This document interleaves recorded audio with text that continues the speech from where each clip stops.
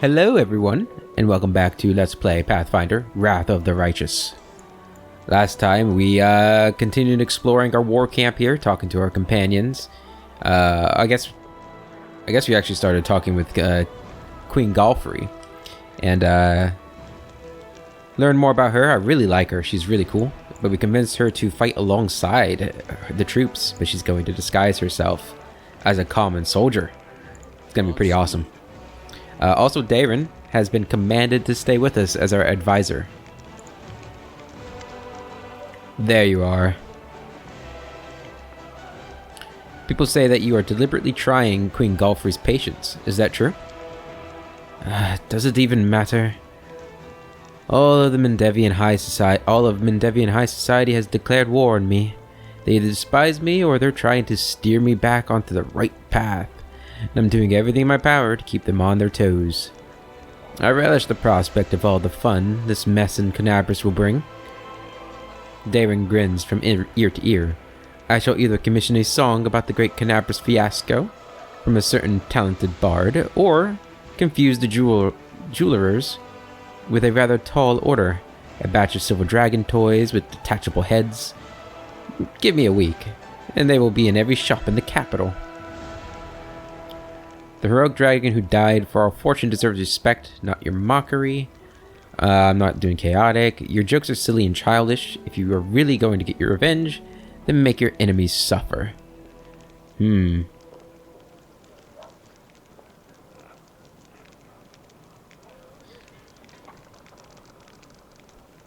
we keep going with the good options, we're eventually going to be lawful good, aren't we? I don't really want to be evil to my companions, though. Yeah, the dragon deserves respect.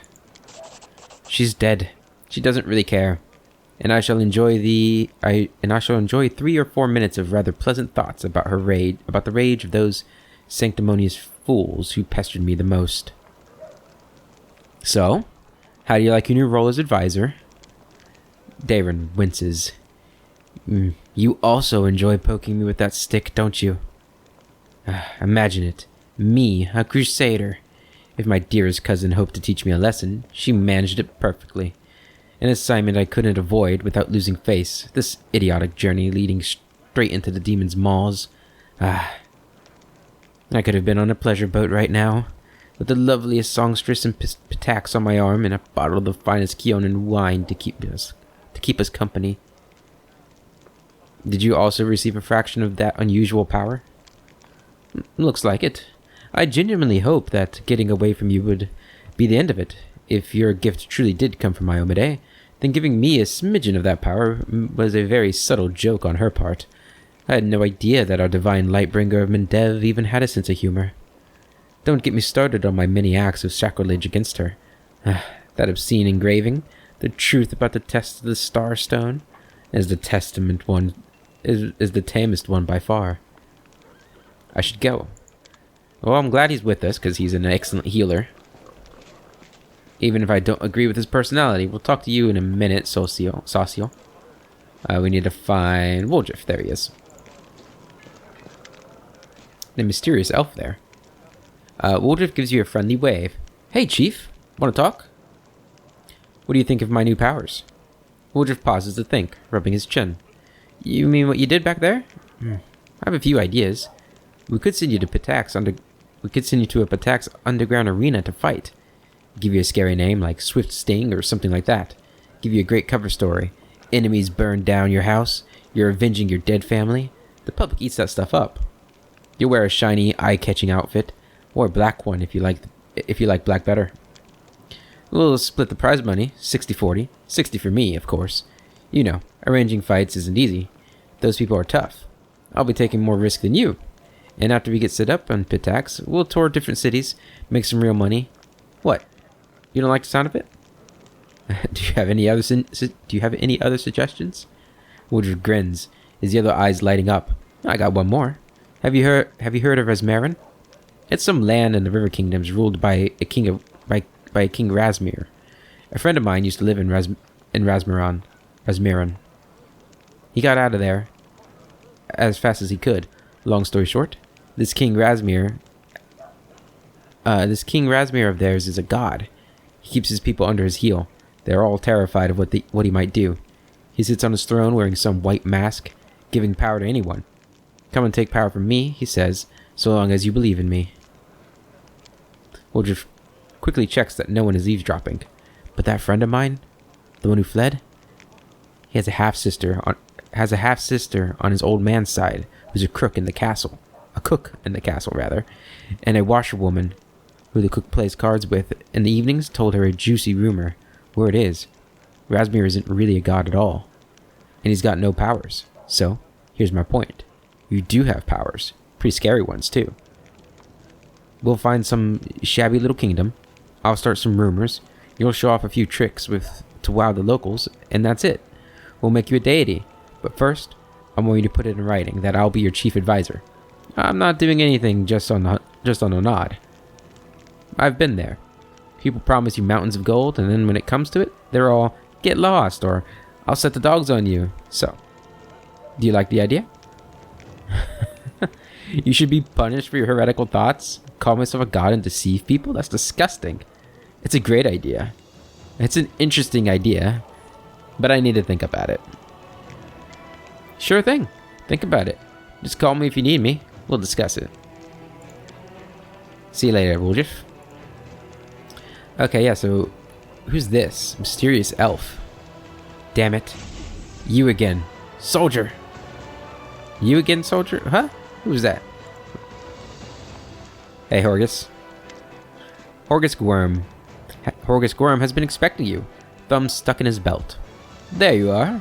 I've been waiting. As you see, I too have joined the crusade. I don't know how to swing a sword, but war is costly, and I have money. Besides, my intellect and business sense may prove useful, even on the battlefield. Besides, I believe... Horgas shifts awkwardly from foot to foot. I believe I owe you an apology. They say the way I behaved was... rude. Ill-mannered. You are an honest and honorable person. You have clawed your way up from the bottom of society to the title of Knight Commander, and you are friends with King Galfrey herself. Such persistence deserves respect. Horgas tilts his head in a brief acknowledgement of your merits. Please allow me to give you this magic amulet from my humble personal treasury to mark our future cooperation. Amulet of Blackened Mirror. Well, thank you. Tell me the story of Horgas again. No. What's it like to live your entire life under someone else's name? Aren't you afraid I'll reveal your secret to everyone? Haven't we asked all these before? I know we've asked this one. I guess we'll just get it on the list. Let's see. What's it like to live your entire life under someone else's name? When I was a boy, I think we've read this. Yeah, we've read this. Okay. Aren't you afraid I'll reveal your secret to everyone? Are you threatening me? I've invested a lot of money in your crusade. Oh, that's his name. Are you threatening me? I've invested a lot of money in your crusade, and I will invest even more, and yet you think to humiliate me in front of everyone? That's not going to work. If a scandal breaks out, it will be your word against mine, and I've been known as Horgas Gwerm for several decades. I own a vast estate outside Canabras, and a share of the local quarry. I will defend my good name to the end. Your claims will seem like a vile slander. I'll see to that. Horgas' face becomes blotchy, and his eyes nearly pop out of their sockets. He calms himself with a visible effort. However, I do hope it won't come to any of that. We're all here for a common cause, victory over the demons, and I intend to see this business through. Yeah, I didn't mean to threaten you, I was just asking. Why have you decided to support the crusade now? With all due respect, that's none of your business. I have my reasons. Perhaps I felt a rush of patriotism when Canabras was destroyed. Anyway, why would you think I never supported the Crusaders? Perhaps I simply don't like to brag about my donations. Ostentatious charity only attracts beggars. I'd wager that Erebeth has no idea whose money she's spending on drinks and supplies. Why'd you hide the fact that Camellia is your daughter? Didn't I tell you this at the mansion? It's because her mother, Iris, was a lowly half-elf who looked after my garden. I always wanted to join the Gwerm name with another noble family. The Gwerm legacy must not be mixed with common blood and vanish into obscurity. Iris didn't mind, and we managed to hide our relationship. When Camellia was born, I did not claim her as my own. To all the Mendev, Camellia is the daughter of a lowly servant who died over a decade ago. And before you start telling me what a terrible father I am, I want to tell you something. My daughter wanted for nothing. All her whims were fulfilled as quickly as they arose. I hired the best teachers and bought her the best books. She always ate well and had warm clothes. Isn't that what a parent does? How did her mother die? Horgas pierces you with a long, heavy stare. I'm not going to tell you about that. Some things ought to remain private. Suspicious? I mean, it wasn't anything like, illness or something. So there must be an interesting story if he's keeping it private, right? What can you tell me about Count David Arande, the noble of Canabris? The nobles of Canabris should be acquainted with each other, shouldn't they? He's a brilliant young man with a brilliant pedigree. And that story of his? The nobility is the glue that keeps our society together. I suppose that is why demons so often choose their estates as primary targets. Who would notice the demons' bloody massacre if they only slaughtered poor country folk? The Arande family shared the tragic plight of the Gwerms, along with many other members of the nobility. They fell victim to a treacherous attack during a major celebration taking place at their family estate. I hadn't received an invitation and was slightly insulted by the snub, but it turned out to be a blessing in disguise. The gods saved me from a terrible fate. All the guests died that day from a magical demonic disease. I sympathize with the Count deeply. He has endured so much, and it's no wonder he keeps himself aloof from me.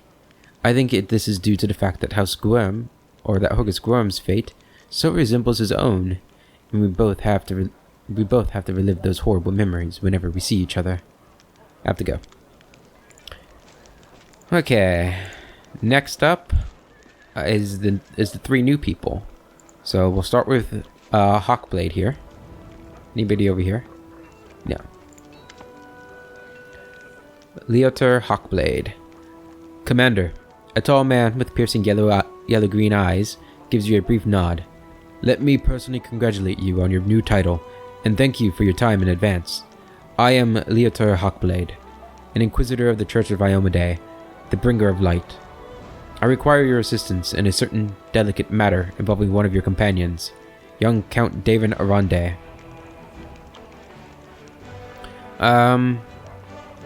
Tell me more about yourself, Inquisitor. I want to know who I'm dealing with. I am orphan by birth, but I have lived in Mendev for most of my life, dedicating myself to the service of the Inheritor. My warrior brethren mostly worship Gwerm, but I've never been eager to fight for the sake of battle alone. I was a good fighter in my early youth, and could easily best most of my peers, but I didn't enjoy showing off my skills. Victory is bland on its own. Purpose adds flavor to war. I don't think we've read about Gwerm before. Gwerm, also known as our Lord in Iron, is a god of battle above all other pursuits. It is said that he would rust away into nothingness if there ever came a time with no more conflicts to be fought. His faithful believe he is present in every iron weapon of war that is forged. Continue. I can't say that I have always been a faithful sword of Iomedae. Back in my mercenary days, fate brought me to the border of Mendev, where I spent quite a long time among the Crusaders, fighting shoulder to shoulder with my righteous comrades in arms, and watching demons commit their atrocities. And that eventually led me to something I had been seeking my whole life: purpose and faith. That is how I found my calling. Even though it may be hard at times, I've never regretted my decision. Alright, what brings you here? I ask you to assist the Church of Iomedae in an investigation of the utmost importance. I understand the leader of the crusade has plenty of other matters to attend to, but please, allow me to tell you the details. Perhaps it will explain why I am calling upon you. The Inquisitor's open face instantly reveals his feelings. He frowns and looks through you, lost in thoughts for a moment. I suppose that you have already heard about Count Arande's story. I refer to the tragedy at the Heaven's Edge estate. Yeah, I know what happened. You're going to investigate this whole case again, aren't you? Yes, I am. I have several reasons to doubt the widely shared account of what exactly happened at the estate and how it happened. You see, Commander, I was among those sent to examine the estate after the incident. I saw everything with my own eyes, and I still remember it clearly, even though it feels like it happened a lifetime ago. Heaven's Edge was a unique place that still carried the spirit of old Mendev before the world wound, and yet on that day it turned into a labyrinthine house of horrors, like something only seen in our nightmares. Apologies for the digression. I wanted to tell you about my suspicions. Everything about the incident seems odd. Why was there only one person left alive, a young boy with a newfound talent for divine magic? Why did nobody send to Canabras for help, even though the agony spanned many hours? We found the demons dead, with their heads cut off, when we got to the estate. How were they defeated? How did a disease kill even the paladins present at the estate, who were said to be immune to any disease? If the demons have found a way to penetrate the holy warrior's defenses, why has this never been repeated since the tragedy at Heaven's Edge? You're the only person who can help me, Commander, because the only living witness of those events... My game just minimized. Sorry, Commander. I'm back. Because the only living witness of those events is currently serving in your army. Your army's route will take you nearer the very site of the tragedy, Heaven's Edge. It has been abandoned and sealed with potent magics throughout all these years, and only the Count has the power to break that seal. He is unlikely to invite an Inquisitor inside, and in any case, he won't like me sniffing around his family seat. But if you, as his commander, express your wish to visit the estate, he will be obliged to fulfill it, and I will simply follow you as one of your attendants. There are 100 ways, 1,000 paths, and myriad loopholes in human lives that the forces of evil can use to their advantage. I'm not sure which one of those led the demons to the gates of Heaven's Edge, but I do know it wasn't a simple raid, the kind Crusaders face every day. That incident involved a significantly more powerful entity, and that is why I'm asking for your help. We cannot be sure that the tragedy will not happen again until we uncover the truth. Okay,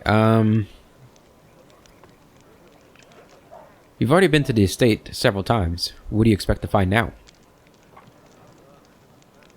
I was a young and inexperienced Inquisitor when I first visited Heaven's Edge 10 years ago.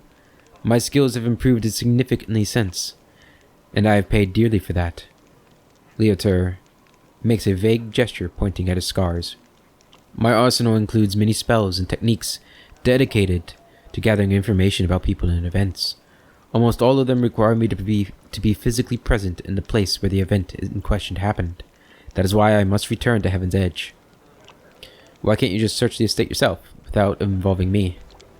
The estate is abandoned and sealed with powerful containment enchantments that only the Count himself can lift. This is not the main reason, however. The main reason is that Count Arendae is not officially under investigation by the Inquisition, so I couldn't just break into the house even if I found a way to bypass the spell. This is a serious matter, Leotar frowns. A matter that threatens the reputation of the entire Church of Iomedae, and my own organization in particular. We made more than enough forgivable mistakes during the Third Crusade, and are still dealing with their consequences. Your presence will give my investigation the necessary legitimacy, Commander. But there is more. In addition to getting official permission, I'd also like to bring an independent third-party investigator to the case. Someone independent, but well-respected. And you fit the role perfectly. Alright, did you already question David? I did, but the Count insisted he couldn't remember anything about the incident due to severe shock. He saw the demons at the very beginning when they appeared at the celebration to announce the onset of the plague and the mock of their victims. He also witnessed the death of his mother, Countess Selena. That was all he could tell me. Leotar pauses. We had found the young Count sleeping like a log on the floor in one of the rear chambers, having drunk about half the family wine cellar all by himself. There's no reason to disbelieve him on the matter. So you expect that Darren is hiding something? That he is to blame for the tragedy? I deliberately refuse to entertain any theories or suspicions so that it doesn't affect the investigation. There's a saying among my colleagues that suspicion is the mother of prejudice, and prejudice is married to failure. I can only tell you that Count Armande wasn't suffering from the demonic possession, the most common malaise in our country at the time. Prelate Horan himself examined the boy right after the tragedy, and he didn't sense anything awry with him. Let's see what he has to say about it. About 10 years ago, several powerful demons managed to penetrate the Wardstone barrier and commit mass murder of all the guests who attended the feast and celebration of young Daron's birthday. The unknown magical diseases that they brought wiped out the whole estate in less than a day. That was not a unique case in itself. The demons had attempted such raids on Mendevian lands before, but they had never dared target such a well-protected place. The Armande family was exceptionally rich. The estate was protected by elite bodyguards. There were several strong and righteous paladins among the guests. Moreover, the revered Nestrin, Daron's tutor, was one of the most powerful priests of Iomade in the vicinity. All of them died. Nonetheless, except for the young count, who had suddenly manifested his outstanding sacred healing powers. Was that a divine miracle or a curse? That remains to be seen. Well, he's an oracle, so it's probably a curse. What do you need me to do? Leotar bows his head to you with exceptional reverence. Thank you, Commander. Now I ask you to speak to the Count, and tell him that you wish to see Heaven's Edge. Please, do not inform him of my presence right away. I would join your escort when it's time to travel to the estate. When we get there, I will also require your help during the investigation. You will have to follow me, observing my actions as an independent witness. If you have any questions, please feel free to ask me. I will remain here for a while. We're done. Have to go. Okay, we're probably not going to keep it a secret from Daron. I don't... I don't know, I'll have to think about that. Is our character willing to lie for the greater good? The potential greater good? I'm not sure. Hey, Sosiel. Hello again. I'm very pleased to meet you. Thank you for taking the time to talk to me. A young cleric stands before an easel, his brush hovering over the canvas without touching it. Instead of painting, the young man absent-mindedly gazes at the sky of Canabras, which is still streaked with towering plumes of black smoke. Finally, he notices you and smiles, shaking off his stupor.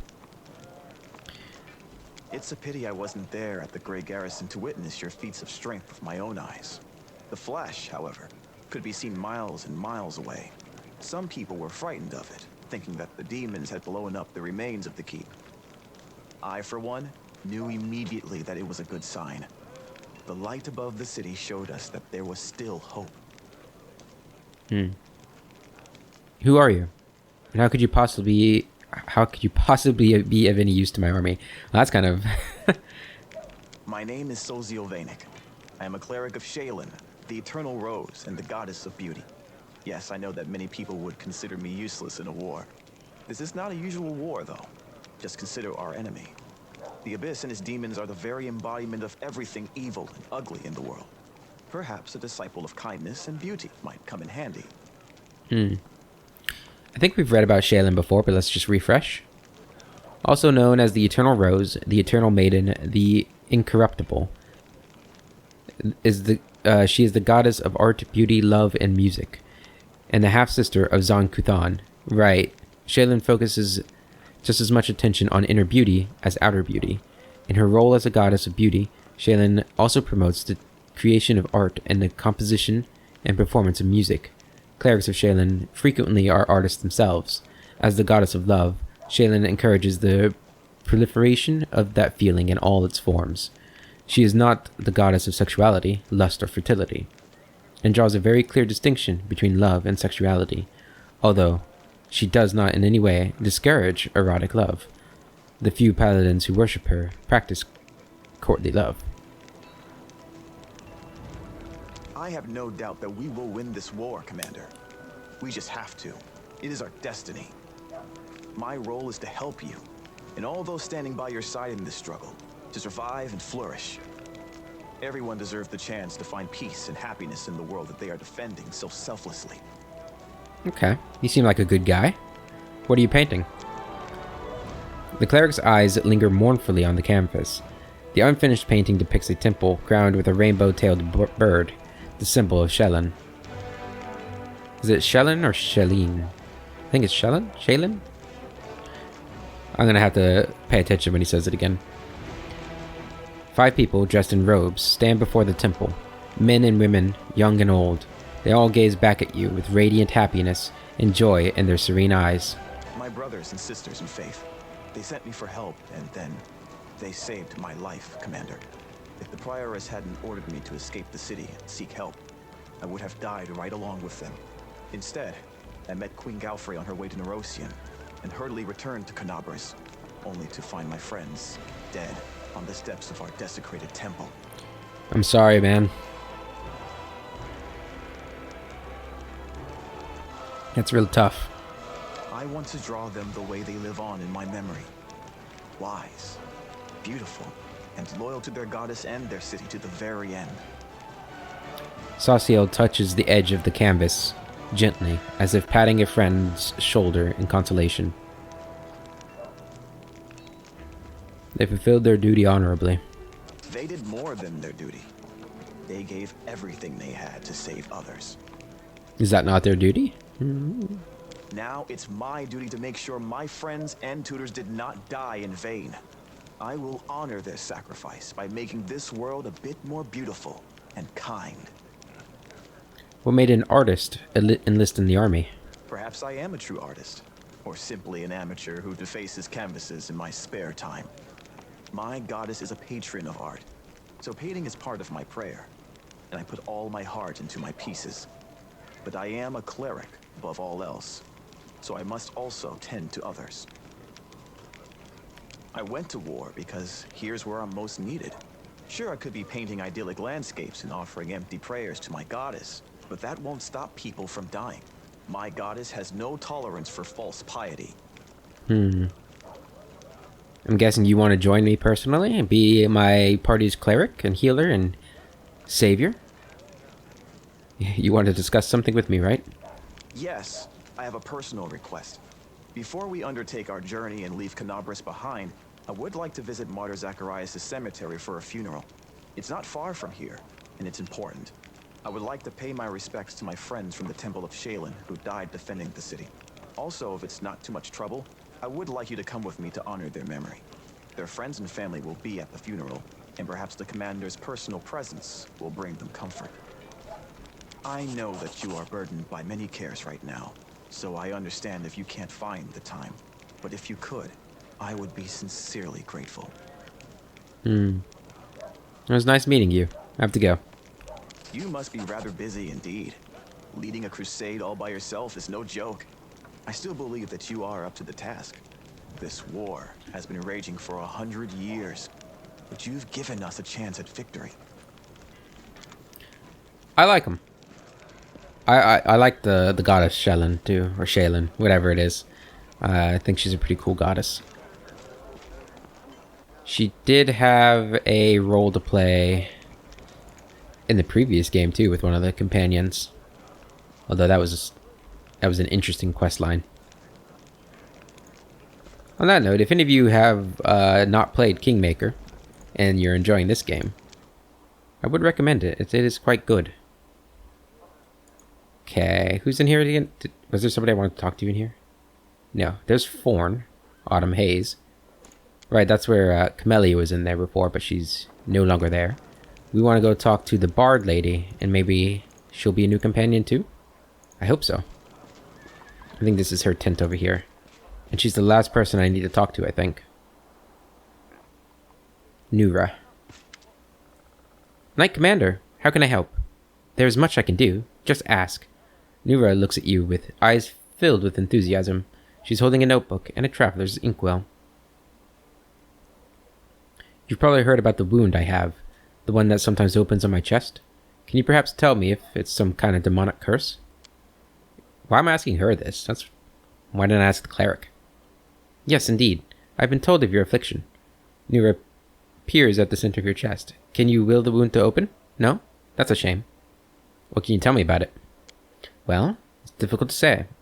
I know of blades that leave never-healing cuts, or of poisons that stop wounds from healing. I've heard of witches' curses that are rewarded with eternal wounds. But wounds that seem to reopen and heal over time? Over and over? Perhaps you know of other cases like this? Let me think. In 4671, a Mendevian army corporal had all his bones and cartilage turned to glass. In 4700, a scribe in Canabras had all her skin simply come away like she'd been boiled. Oh, God. And in 4638, you don't happen to have insects crawling over you? Locusts? No? Rats, perhaps? Too bad. Nira looks at you with a genuine regret. Do you think it's dangerous? It most likely is dangerous, but you are under the protection of Iomade, Commander. She granted you mythic powers, as they say. Surely the Inheritor would not leave you to face this alone. Have you perhaps noticed that the wounds open at moments when you waver in your faith? Perhaps it is triggered by doubt? Frowning, Nira looks at you with sincere concern. Thanks for your answers. I'm sorry I couldn't tell you anything useful. I will be sure to study this matter and consult a few of my encyclopedias. Like you and Ninny are going to get along. Tell me about yourself. Oh my! I could tell you many amazing things, and you choose the most boring one of all. But alright, what about myself? Where are you from?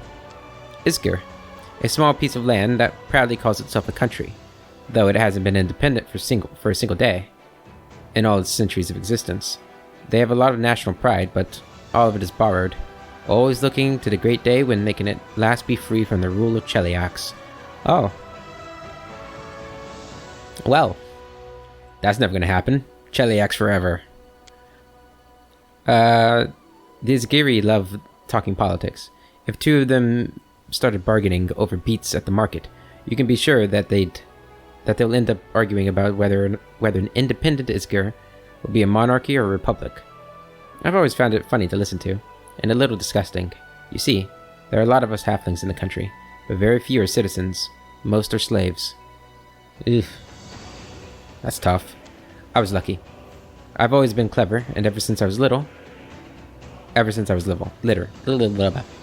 always been clever, ever since I was little. So they sent me to school instead of making me do grunt work. They taught me to count and write, and I was sold as a secretary to Lord... Oh, Tresbot. Axlar Tresbot. He's the one I left Isgar with. Never to return, I hope. We read about Tresbot when we were doing our lore episode. He was quite the commander. How did you come to serve Queen Galfrey? I was a slave of Lord Axlar Tresbot in Isgir, my homeland. Oh, what a man he was. He towered over his fellows like a rock over a garbage heap. A true hero. He bought me as a simple secretary, but he made me learn the history of the world wound. All of it. One volume after another. He hired tutors for me. Even sent me to meet prominent historians. He didn't want a simple slave, but a slave with an impeccable education. Lord Tresbot was going on a crusade. He firmly believed that the servants of the good gods were weak, and only a follower of Asmodeus could stand against a demon invasion. He took me along as a secretary, a historian, and, most importantly, he entrusted me with recording his glorious story for the future generations. I wonder if it was her book that I was reading. I don't remember. But this guy sounds like basically Barrett's kind of following in his footsteps almost. Because, Asmodeus, I think Asmodeus is part of the God Claw, I'm pretty sure. Yeah, he definitely is. I guess Barrett is following his example, but he believes that just Asmodeus isn't good enough. You need the whole God Claw. Good gods and evil gods. In his crusade, Lord Tresbot performed many brave feats. But even he could not stand against the world wound alone. In his final battle with the demons, when my lord realized he was doomed, His final act was to cover my retreat, so that I could tell the world of his great deeds. Some people have said what he did was not heroic, just an arrogant moron puffing himself up one last time. But I say, curse their tongues. My difficult journey ended in Mendev, when I found my freedom. There I published Lord Tresbot's biography, and, I don't want to boast, but, who am I kidding? Of course I do. The book sold in great numbers, and made me rather famous for a time. That's what brought me to the Queen's attention. She invited me to her court. After all, she was curious about my deceased lord, and she was in great need of an expert on the history of the world wound. I hope you'll find me useful as well. I'm sure I will. So you're not just a historian, but a writer, too? Will you write a book about my crusade? Haha, why not? As soon as we finish off the demons, I'll get right to it. Just take care you don't end up like Lord Tresbot. I'll try not to. Do you worship any deity? She makes a wry face. When I was a slave in Isger, they would beat me with the stick to force me into believing in Asmodeus. They hit me and said it was for my own good. Ever since then, I don't like temples. Understandable. I realize there are different gods, like Desna or Caden, who teach goodness and freedom, but it's just... As soon as I smell frankincense, I see the slave driver's stick. Maybe one day I'll be able to turn to a deity without cringing from a blow for not being reverent enough. But for now I let others pray for me. Nera's smile trembles and collapses. Nera sounds sincere, but you feel she's holding something back. Thank you for your answers. You're welcome. But you should ask me. You should ask me about something more interesting. All right, history of the world wound. Oh boy. Oh, I could talk to you about that for hours. What exactly do you want to know? Well, I guess we'll just go through it all. Tell me about old Sarkoris. Ugh. It was an unforgiving country, inhabited by numerous tribes called tribes of the Kelid barbarians. Imagine Numeria, but without the metal mountains, or the realm of the Mammoth Lords, but with a milder climate. That's Sarkoris. The country was ruled by priests of forgotten deities and shamans.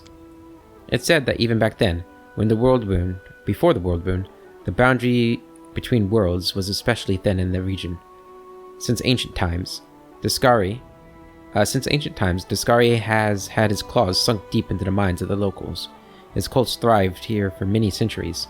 Aridin tried to stamp them out, but in the end, of course, he passed away. I need a sip of water.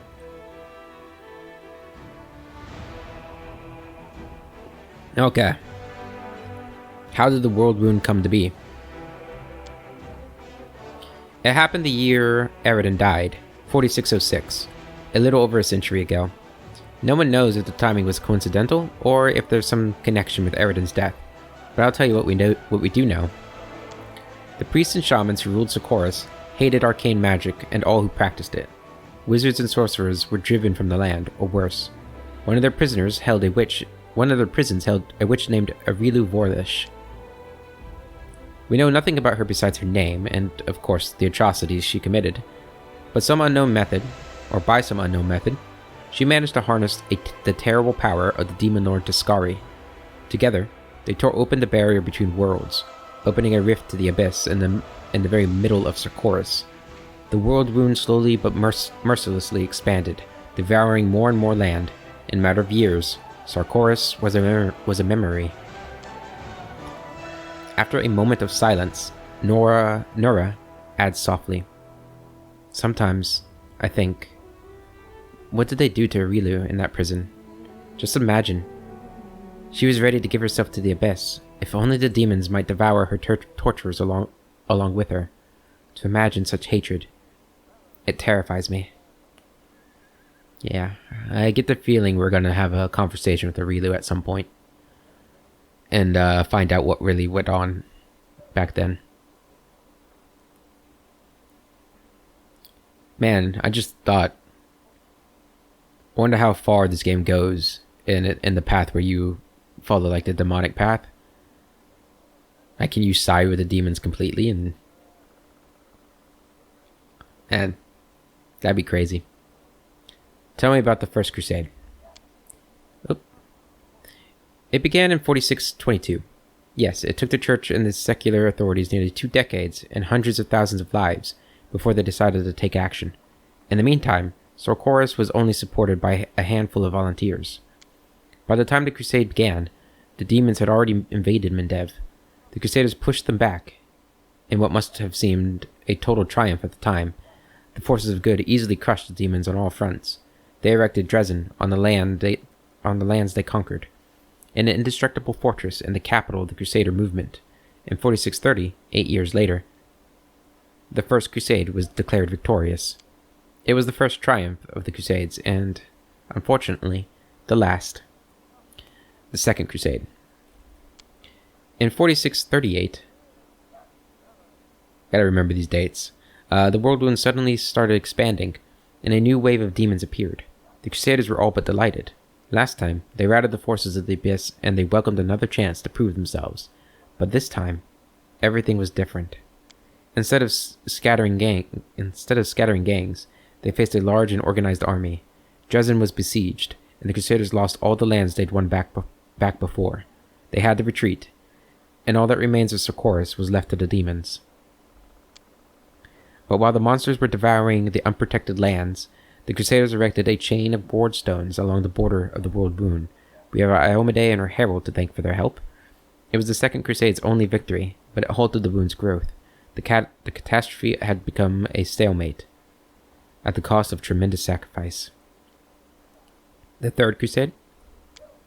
About 50 years after the opening of the world wound, Dascari found an ally.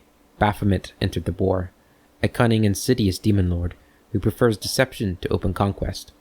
He sets his enemies against each other and lures the virtuous onto the path of wickedness.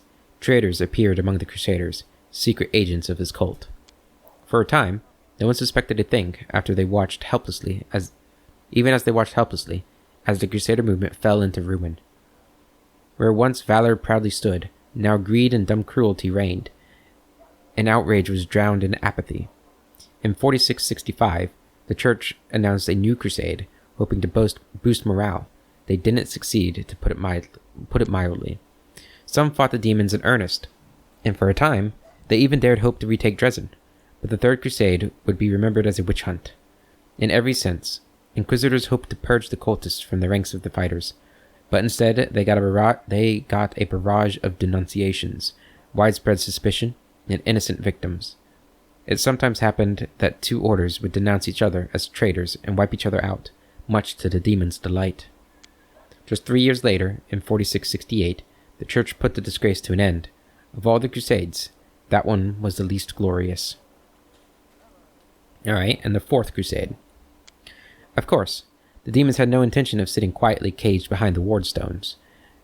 They kept attacking Canabras, trying to reach the stone and destroy it, or just scratch its surface, or, if even that wasn't possible, befoul it.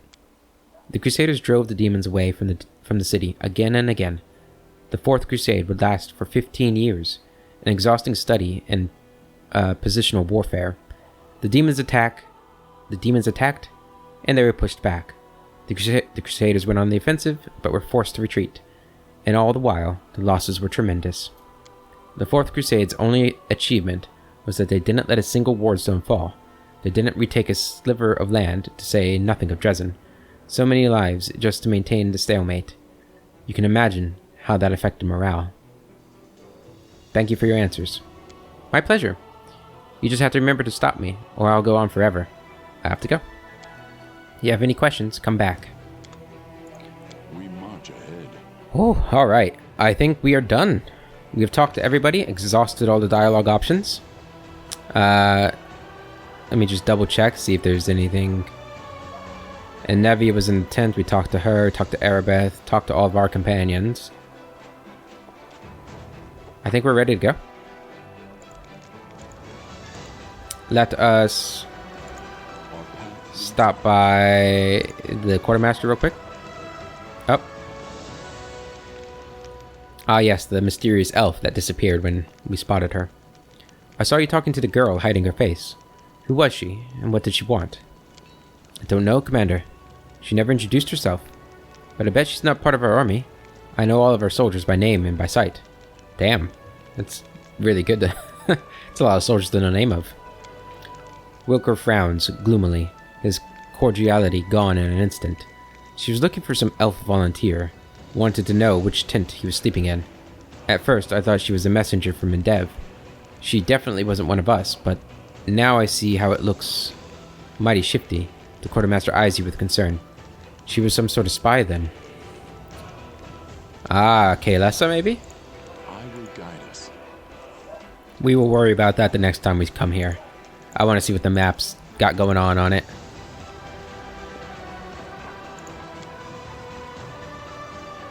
Okay. We do have a new companion. The cleric. Okay, all of our wisdom is damaged. That's not good.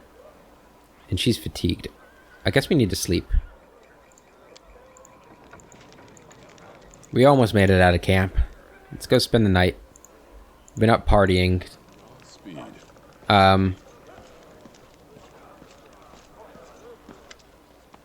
Messenger. A message for the commander. A knight in simple armor lowers his voice. I am the queen's bodyguard. She sent me to tell you she arrived at camp incognito as planned. Wow, that was quick. You can find her where the minor knightly orders are camped. Come, if you wish to speak with her. I'll visit her when time permits. Certainly. Okay. So I guess what I just did kind of triggered like me leaving and coming back sort of thing. That's probably what that was for. Let us press on. But we need to sleep. What do we want to cook today? Let's see. Let's go with some fish on a stick. Eating a fish on a stick extends the time you can go without rest before becoming fatigued for 4 hours. Sure.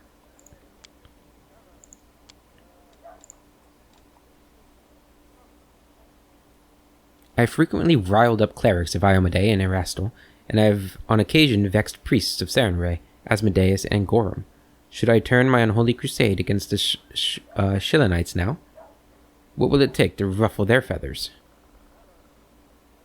You want my advice? Well, simply behave as you usually do in my presence. Burn. Who are we going to take with us now? I don't know. Oh man, it's getting really difficult to... Oh, I can leave the area from here. That's nice. Okay. Let's go ahead. Take them all off the list right now. So, priority 1. Lan, I suppose, would be the best choice, right? I mean, he is our damage. I'm thinking, you know what? No. We're gonna have to survive without Lan. I'm going to leave out everybody who has a wisdom damage thing right now, so that takes these two out. So I would like to bring the cleric, somebody new. Woljif we haven't used, and Ninia we haven't used in a while. So spellcaster, healer, damage. I wonder if the cleric can be used as an off tank. I'm not sure.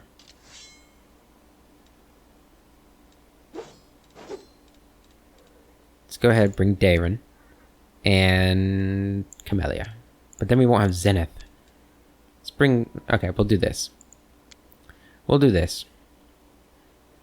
Man, his armor looks sick. Look at that. Looks cool. Okay. Let's go ahead and take a look at the map here. So we got the West Selen River here. Oh. Crusade. Starting out. You can now control armies on the global map. Winning battles against demon forces will provide you with a number of benefits, such as resources to help your economy, relics which can be turned into powerful new items for your party, captured enemy fortifications that previously blocked the advance of both your party and your armies. These fortifications can be rebuilt into forts for your own troops. Enemy armies differ in their strength, which is displayed as a number next to the army name. By hovering over the enemy enemy army, you can learn more about its composition and the reward it is guarding.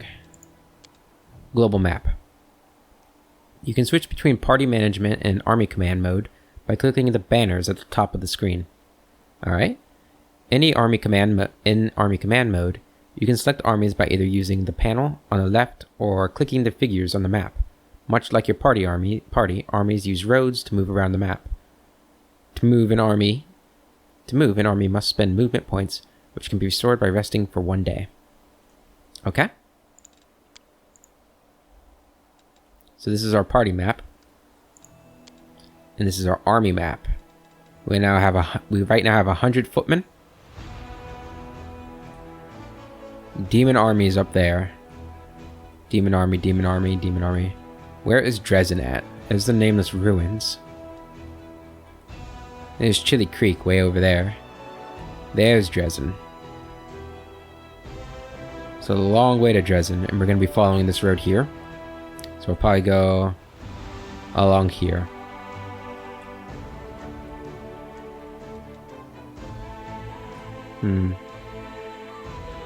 Really cool. I'm excited to see what that's all about. But first, let's travel back to Canabris.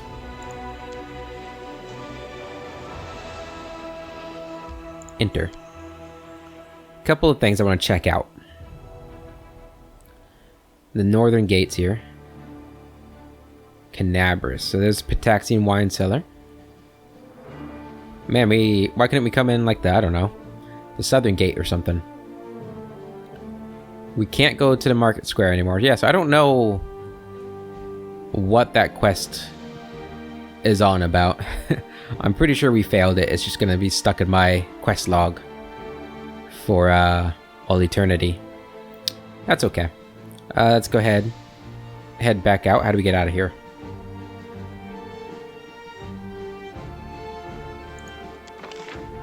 Oh, that's kind of cool.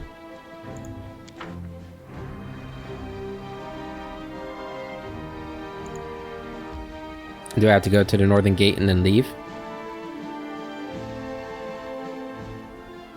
Oh, there we go. Alright, well, we are here, so let's go ahead and go to the Martyr Zacharias' cemetery. Oh, it's unknown. Oh, right. I remember how we have to do this now. Okay. So that's a demon army. Can I click on it? So quest. Wipe out the band of cultists. Finance points. Times 600. It's got an army of 20. So that's something we should be able to do when we're ready to move forward. But first, let's go help out our boy, I forgot his name. Yes, let's enter the location.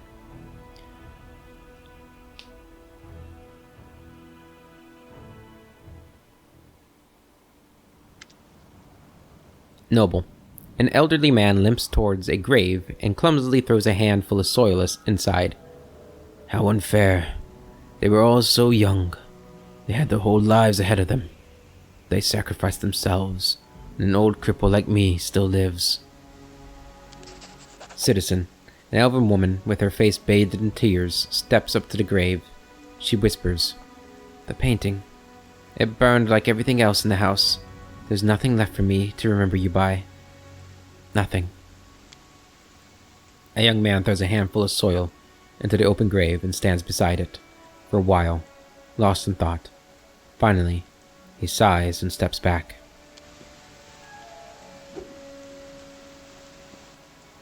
Sosiel. Sosiel throws a handful of soil into the grave in front of him. He takes a deep breath and prepares to speak, but it seems that he simply cannot find the right words. The cleric wipes his tear-filled eyes, gathers his resolve, and says in a gentle voice, "I wish you a warm welcome in Shaylin's realm. We will win this war, I swear to you. We'll banish this ugliness and evil, make the world richer, and let peace blossom in it. We'll make sure anything like this This. He breaks into sobs mid-sentence, then falls silent without finishing his declaration. You fought honorably, and remained steadfast in your duty until your final breath. Your deeds will not be forgotten. Sosiel is too absorbed in his grief to hear you, but the other mourners aggressively raise their fists in the air, inspired by your words. Glory to the heroes of the crusade. Never forget. What is that? An elven woman shrieks in horror, disrupting the atmosphere of silent mourning. Her trembling hand points at something moving inside a grave. Suddenly, a corpse climbs out of the ground, wafting a horrible stench from the rotting body. It's a zombie! A zombie! Run! Uh-oh. Uh-oh.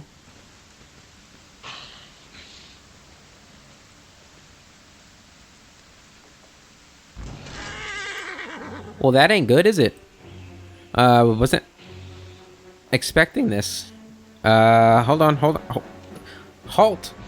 I gotta end the episode. I can't fight. That's where we're gonna end the episode, guys. We are in the midst of a battle. We'll pick it up right at the beginning of the next episode. Until then, I hope you guys have a wonderful day, and I will catch you later.